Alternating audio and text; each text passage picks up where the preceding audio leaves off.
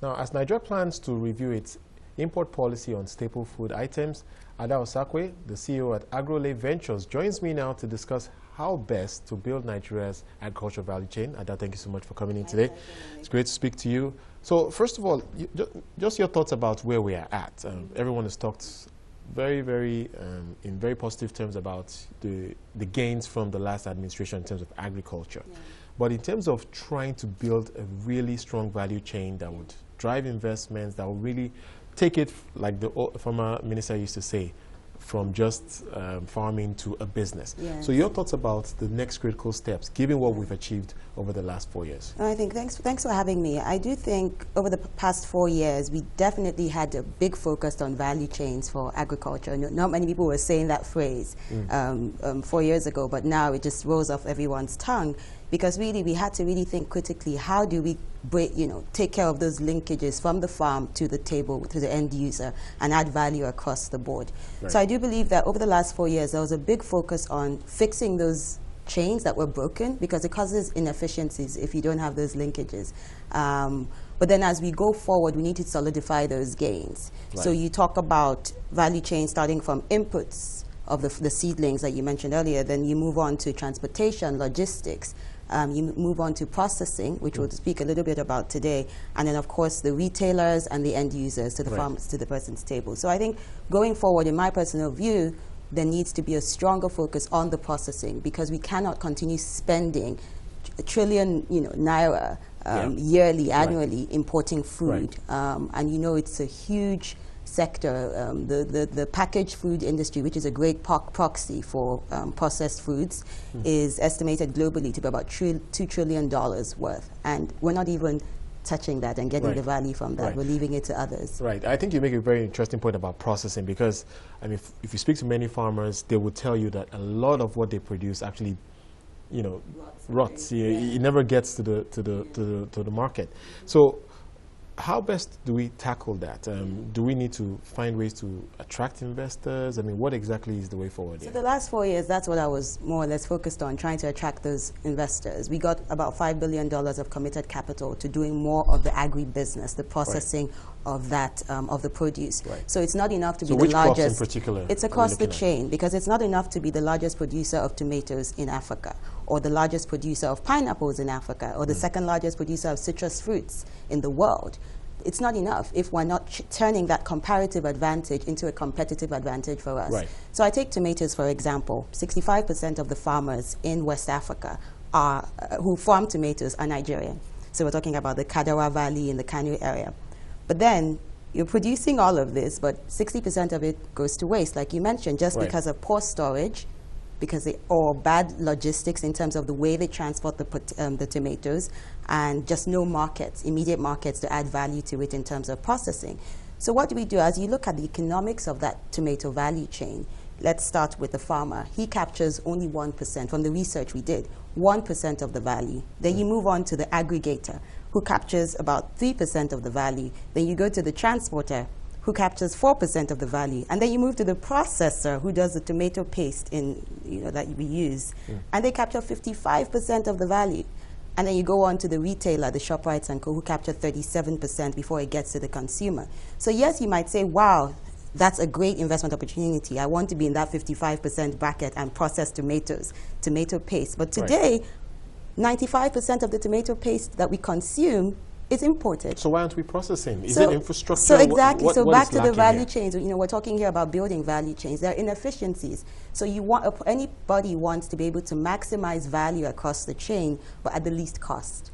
Right now, Nigeria's costs are too high. So yes, infrastructure you mentioned is very critical to ensuring that. But at the same time, when you talk about policies, because you step back, even within the ecosystem of a chain, of a value chain, you need, and you're building that chain, but you need the right foundation to build anything. And you need, the foundation is good policy. So if you have policies that are not in favor of domestic production, because you're allowing a lot of imports to come into the country, you can never get your domestic investors to move forward. So it's kind of interesting to see the direction the government's going now. I was using the example of tomato paste. It's on the CBN's list that's limited the forex. You think that's a good idea?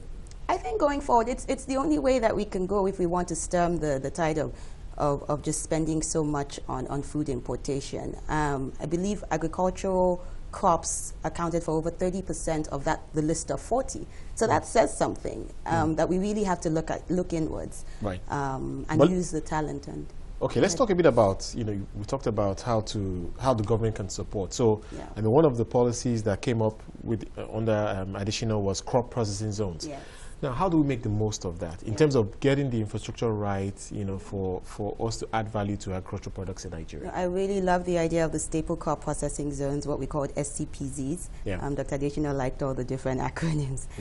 So we definitely, that really was focused on creating spaces, ecosystems in areas of high food production where the government would contribute to upgrading infrastructure, so proper water, proper power, which processors obviously need. But because you're in an area where there's high food production, you can easily source your raw materials, so the inputs and the feedstock that is going in. So it sounds like a perfect idea. Right. And I do think that it's definitely one that we can use to when we think about economic prosperity and changing the lives of farmers. You're creating ready markets for those farmers who are in the area, who can go right from their farm gate and sell their produce to the processor, and that processor can take it.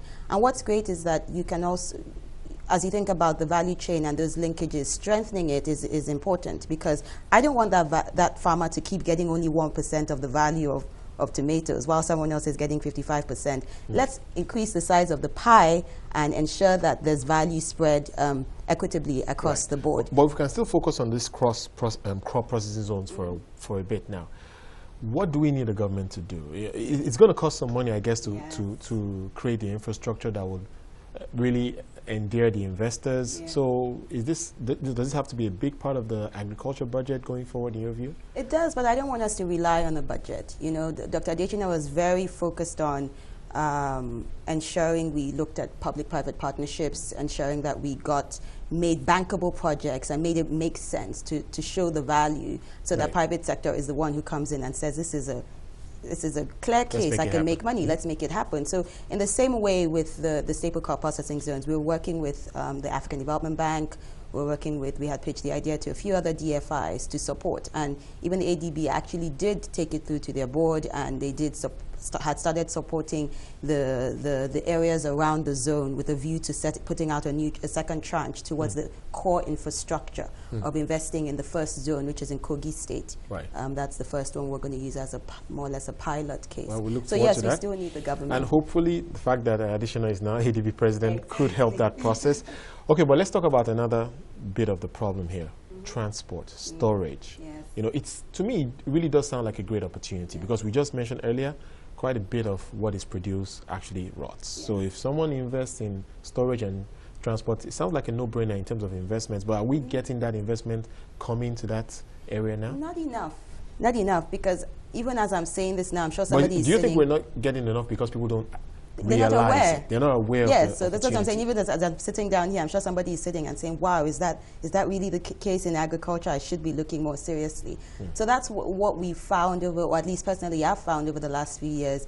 There's a lack of an awareness of the opportunity to go into these various components of that value chain where you can plug in as an investor and actually become a billionaire or more. So yes, I do personally, in terms of my investment thesis, I do personally like the logistics space. I'm actually invested in a company that does logistics. And how's that going? It's fine. You know, it didn't start off obviously as a food investment case. But my view was that with time they would see the value in maybe bringing in those tomatoes that are rotting in the Kadara Valley and ship it down, rather than us having the fluctuations of prices down out here in the south when it's not tomato season. But now they're actually even going, in the last few months, they started going into food delivery, and very soon, hopefully, I feel they go into that perishable side of the food business. Well, so it's quite exciting to hear that someone's invested in agriculture and, of course, the transport value and storage value chain. Sounds quite interesting. Well, all the best as you do that. Thank you so much for your insights. Thank you, We've been speaking to Ada Osakwe, CEO at Agrolay Ventures.